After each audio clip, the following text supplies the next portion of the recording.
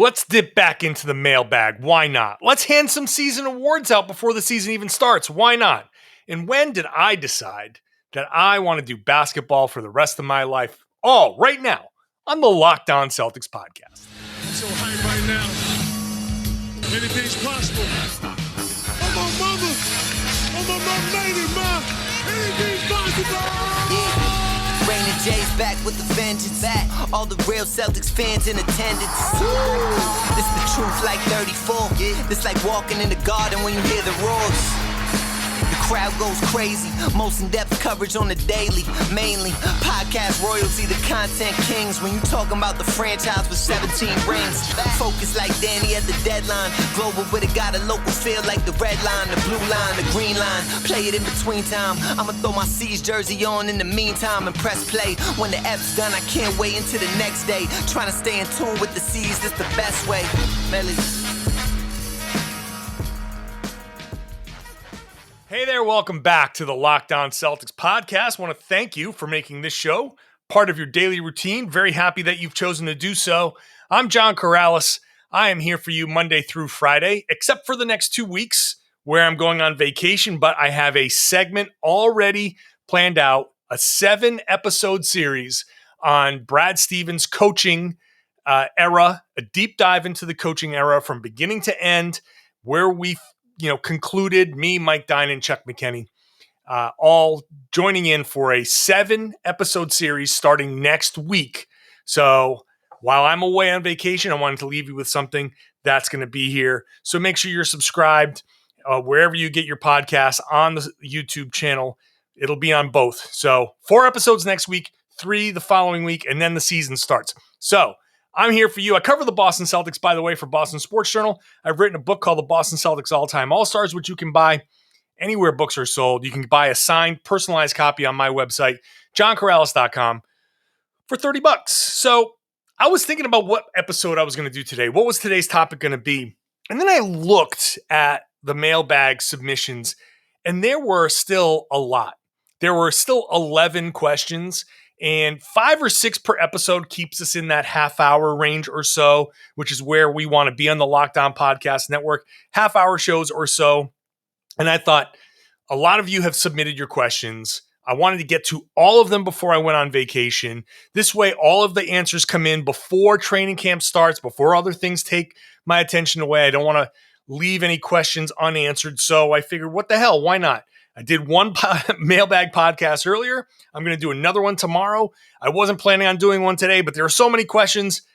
Let's just do it. Let's just hop back into the mailbag and start with Dan H., who says, think the Celtics would have any interest in packaging a couple of players to try to trade for Ben Simmons? Dan, no. I don't think so. First of all, I don't think the Celtics are going to have what the Sixers want unless they give up Jaylen Brown, which is the Sixers have a high asking price. The Celtics absolutely in no way, shape, or form should think about trading Jaylen Brown for Ben Simmons. If Brad Stevens wakes up and says, hey, I had a dream that I traded Jaylen Brown for Ben Simmons, he should be fired on the spot. That's how much I don't want to trade for Ben Simmons. I understand how good he can be. I also understand he's a regular season player until he shows that he's made improvements. I went all in on this on the Wednesday Locked On NBA podcast. You can listen to that for more thoughts. I just don't think that Ben Simmons has improved over the course of his time in the NBA when he should have improved. He should have grown into a more dynamic player. He has the potential to be a perennial all-NBA player. And you know what? He just doesn't want to do it. He's good. He's really good. But he doesn't care to improve. There's no growth to his game. When you look at Tatum, you look at Brown, they've grown. Look at Marcus Smart even. He's grown as a player. Even those of you who don't like Marcus Smart or whatever should be able to see that he's at least grown as a player. There is nothing like Ben Simmons has come into the league, was good, and has been basically that good throughout his entire NBA career. I don't like that. I want to see some growth. On top of it, he's under contract for the next 4 years. The last year of his deal is like a $40 million year. To get to that salary, to match what the Sixers are going to be asking for, what Daryl Morey is going to want, no, the Celtics can't do it. They shouldn't do it unless they get desperate, unless Philly gets desperate, has no offers, and Ben Simmons says, I don't care, I'm out, do whatever, and an Al Horford and Josh Richardson trade is enough, in which case it's so little that you're giving up that you kind of have to do it. But that's just an impossible scenario. That's not going to get to that place. Other teams are going to step up if it becomes that desperate. So no, Simmons is out. Anthony asks, on a previous episode, you mentioned the impact former coaches have on players. My question is in regards to the front office. How much impact does the front office have on the rotation? You stated several times that Smart and Rob are pretty much guaranteed starters because of the extensions they signed. But what if Udoka doesn't see it that way? Can Brad influence how much certain players play? So I think that the front office works in conjunction with the coach in a lot of ways. Now, the coach has input. Every coach generally should have input on personnel decisions because they're going to say, I want to coach this guy. This guy is very coachable. I feel this.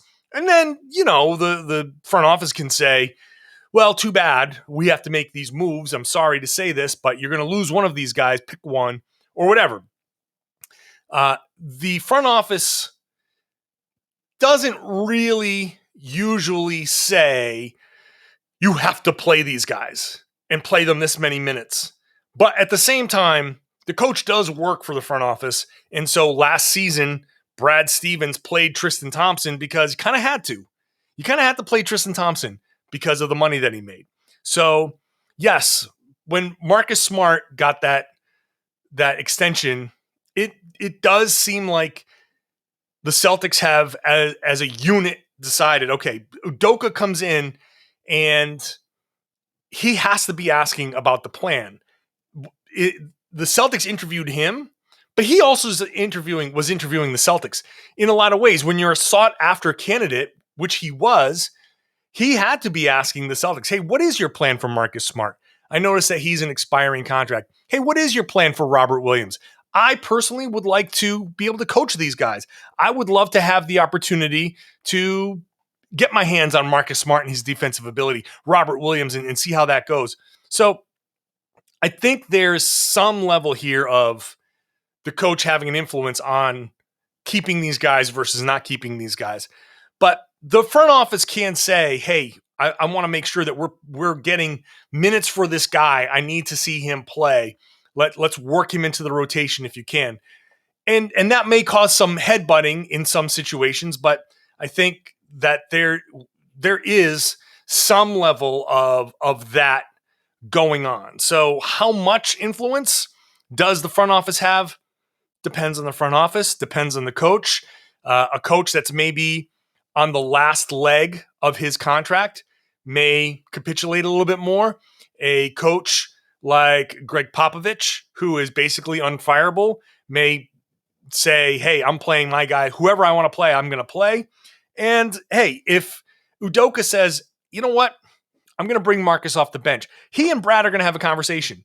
And he and Marcus are going to have a conversation. So it's a more team-centric thing in the NBA. Like full team, full organizational decision.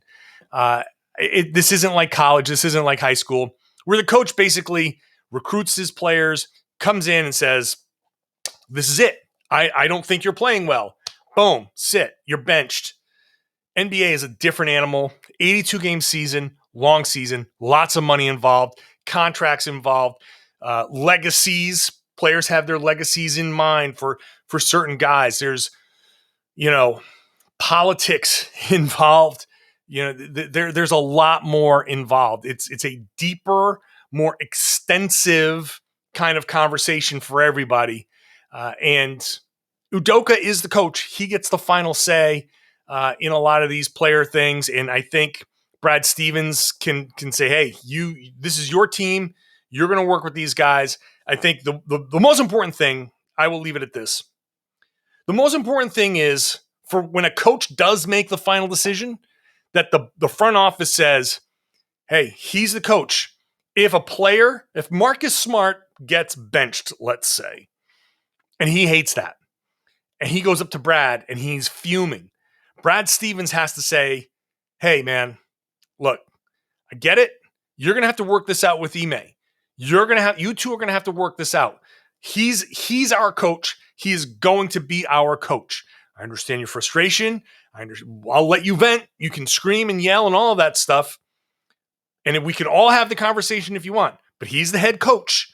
And you need to go work it out, really, with him.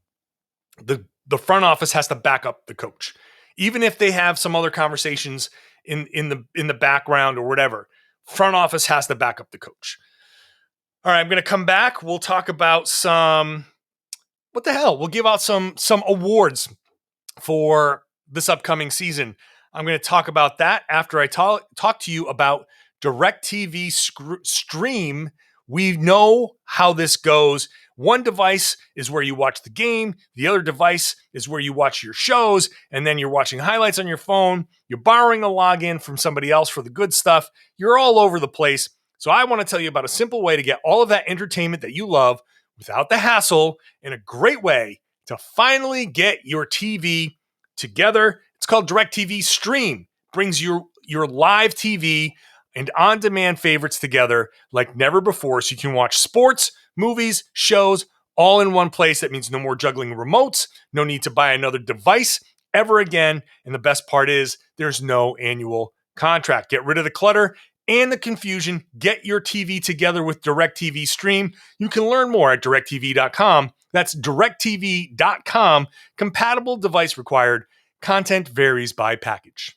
I've told you about my Wednesday Locked On NBA show. We've got rotating hosts. On Thursday, it's Jackson Gatlin and Matt Moore telling you whose NBA stock is up and down on Thursday. So make sure you're following the Locked On NBA podcast. Today on YouTube, wherever you get your podcast, let's hop back into the mailbag.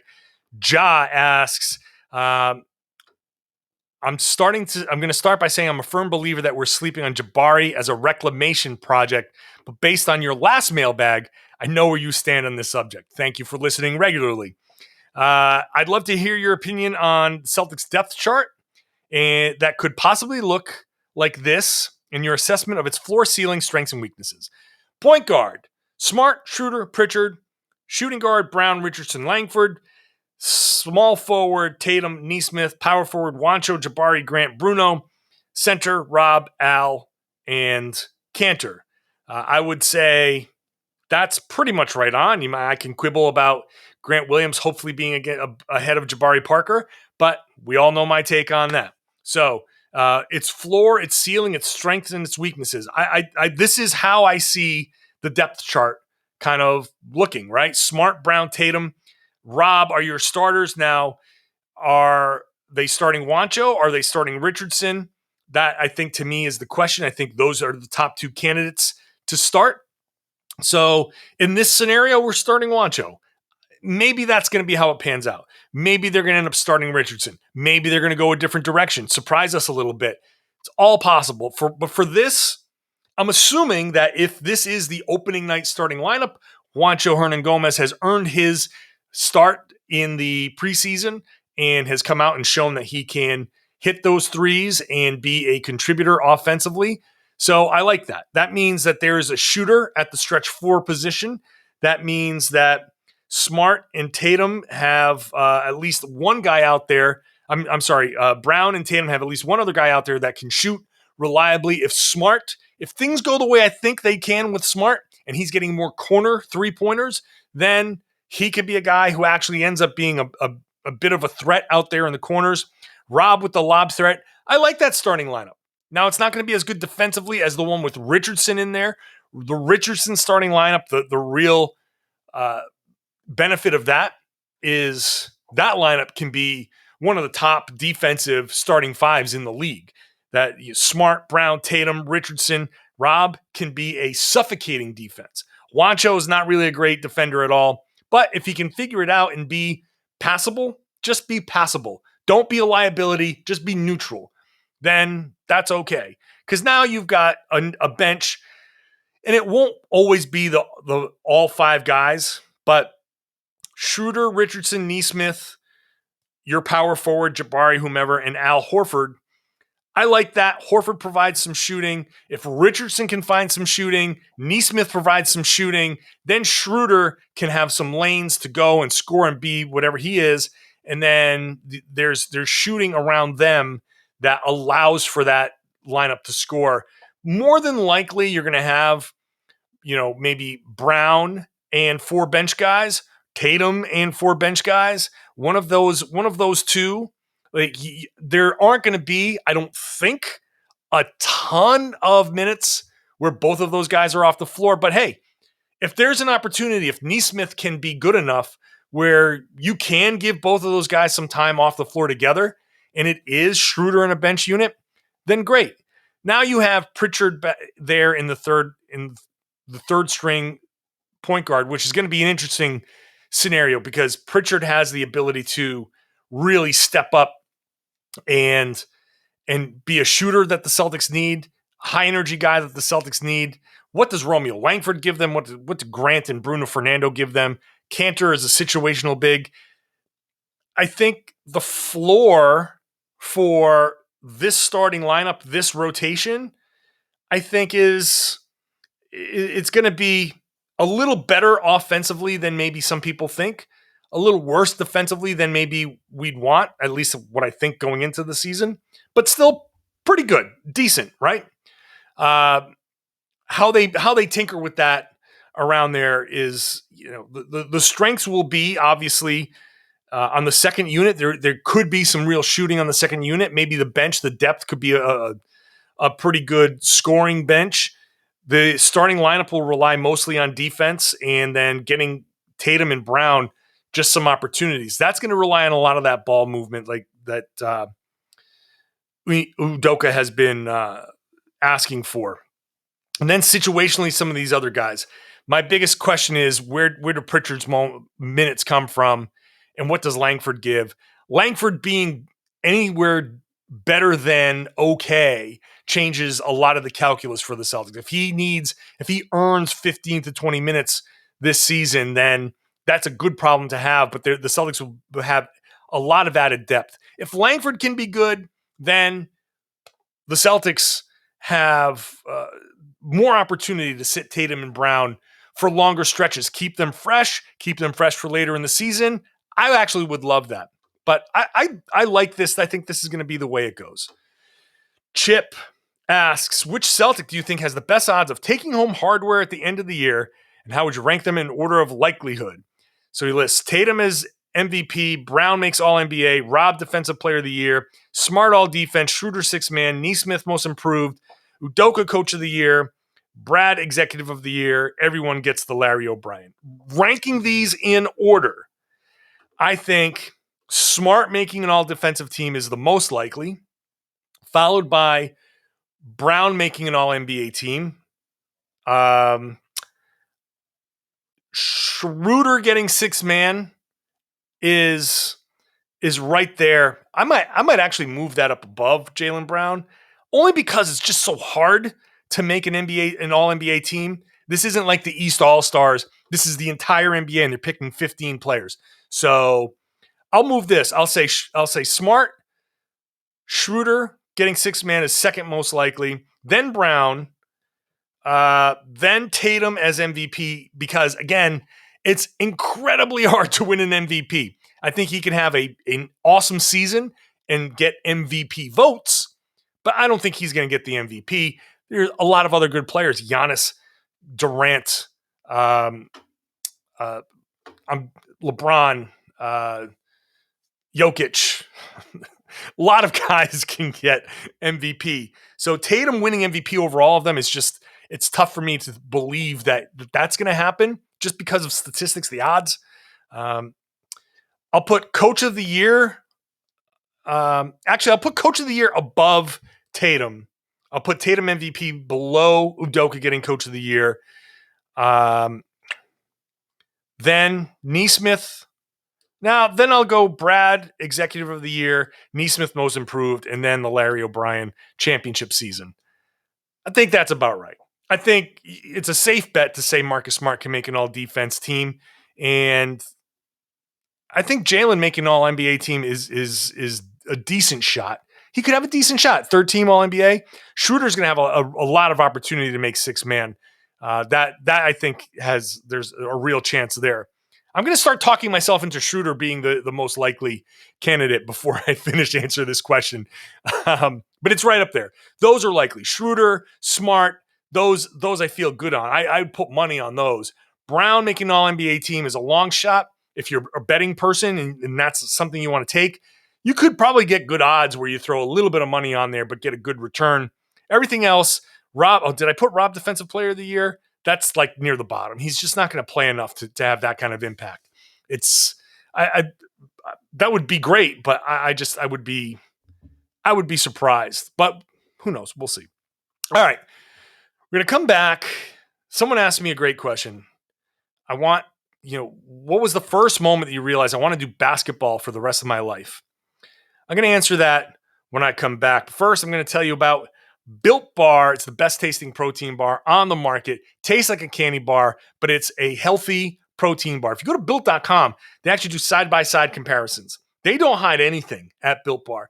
Side-by-side comparisons with other protein bars on the market. Side-by-side comparisons with other candy bars that you could buy. So if you're going to buy something for even a snack or a treat, this is actually pretty good because in each of these, you're getting 17 to 18 grams of protein, calories ranging between 130 and 180, 4 to 5 grams of sugar, 4 to 5 grams of net carbs, healthy, delicious, and some of these flavors are just amazing. Flavors for everybody, fruity, coconutty, chocolatey, all of that stuff. And if you've got a nut allergy, no problem. There are plenty of options for you. And if you go to Built.com, you're going to get special flavors that drop out of nowhere, special different kinds of Built bars, Built Puffs, Built Balls. They're all there. Go to Built.com, check it out. Then use the promo code LOCKED15. You're going to get 15% off every single time you go. So buy one thing, buy 10 things. Just use that promo code LOCKED15. You'll get 15% off every time at Built.com. Thursday night. This is the Thursday show. It's football, baby. Football is back. We got opening night in the NFL. So go to BetOnline, your number one spot for all the pro and college action this season. Updated odds, props, contests, including online's biggest $500,000 NFL mega contest and the world's largest $200,000 NFL survival contest. It's all at BetOnline right now. Go there, use the promo code Locked On. Sign up today. You'll get a 100% welcome bonus. 100%. Whatever you deposit, your first deposit, $200, $300, you'll get that matched right now with the promo code Locked On. You can also use the promo code NFL100 for tonight's game between the Bucs and Cowboys. If you lose, your wager will be refunded up to $25. So you get a free bet. Check it all out. You even got your favorite Vegas casino game. So go to BetOnline, your online sportsbook experts. Please gamble responsibly. Just told you about BetOnline. They bring us the Locked On Bets podcast every day. Your boy Q, Lee Sterling, have you covered across the betting world. Daily picks, blowout specials, the wrong team favored. What WTF on Locked On Bet. So make sure you're subscribed wherever you get your podcast. All right, Mike B asks, I'm sure your experience with this is vastly different than mine, so I thought this would be a fun question to ask. What was the first moment you realized I want to do basketball for the rest of my life? And what was that moment? Now, Mike went on to share a nice story. It's a tragic story in a way, but also how basketball kind of came in and saved him, which thank you for sharing that, Mike. I appreciate you sharing that with me. So I don't have a moment where I was like, aha, this is it. My basketball journey was kind of weird. I played basketball as a kid and then quit because I grew a lot really young and I was completely uncoordinated. I was big and soft and couldn't do a push-up when I was like in middle school and I was not coordinated. I didn't get my coordination until like my senior year of high school. My freshman year of high school, I was absolutely the worst basketball player on the face of the earth. It was just horrible. But I was 6'4" as a freshman in high school, or 6'3" at that point. And my coach just said, hey, you can't teach height, and decided that he wanted to keep me around, and instead of cutting me, coached me up. And it took a while. It wasn't until my senior year that I finally broke out. But my senior year, I started to, realize that basketball was something I really was into. And look, I went to basketball camps at Providence College every year. I went to other basketball camps, smaller ones. I played in summer leagues. All along, I kind of was always like really trying to get better at basketball. Then somewhere in college, when I went to Emerson College, I basically went with the thought of, I love sports. I love to talk. I sit here and I do a podcast by myself looking into a camera, and I blah, blah, blah, blah, blah for just forever. I could talk for an hour. I have to stop myself at 30 minutes. So I love to talk. I like being on camera. I never have an issue with that, very obviously. I thought, all right, let me go try and do that. Then it was a slow build. Like basketball was always a slow build to me.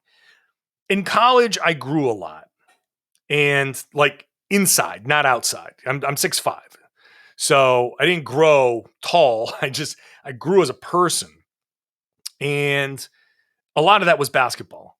I was very much a boy going into college, and basketball toughened me up a lot. An opportunity to play in Greece came out of nowhere. And even though my career was cut short, very short by injuries, I only got to play one season before I just couldn't play anymore. It really started to kind of hammer home that, hey, there could be something here. Fast forward to redsarmy.com. And we started this blog, Chuck McKinney and I, who's going to be, by the way, in on that Brad Stevens series that I'm doing over the next 2 weeks. Chuck McKinney and I in 2006 decided to start the blog redsarmy.com when the Celtics were at their absolute worst, which tells you what kind of maniac I am about basketball, because the Celtics were god awful, and we were like, let's start a blog about this. And it was all just goofy photoshops, just having fun, really just irreverent stuff. And slowly, as the page views came in, slowly as the blog started to take off, it started to show me like, okay, all right, this is where I can really maybe turn this into something. I'd been working in television at WBZ at the time, and working mostly behind the scenes, and I continued to work in television for a while after that. But all the while I was keeping up with redsarmy.com, there was at some point there, and remember now, I'd had all of this passion for basketball built up in me, and I just kind of excused away that it wasn't going to be possible. I kind of always had that desire to do it, but I always thought like, I'm going to work in TV. I'm just going to do this. I'm going to work in the news business and do this. And I always kind of hated it. Working in news is terrible. You see the worst of the worst. I mean, I saw footage that could never make air. I was in charge. A lot of, all of us are in charge of, we see footage, especially post 9/11. I saw all of that stuff, and I had to be like, whoop, nope, this can't go on TV. But I saw it, and which is horrible. And so the passion for basketball, that job, and the internet kind of giving me this opportunity suddenly pushed me to think like, okay, you know what? I can keep doing what I'm doing, but I can just focus on basketball.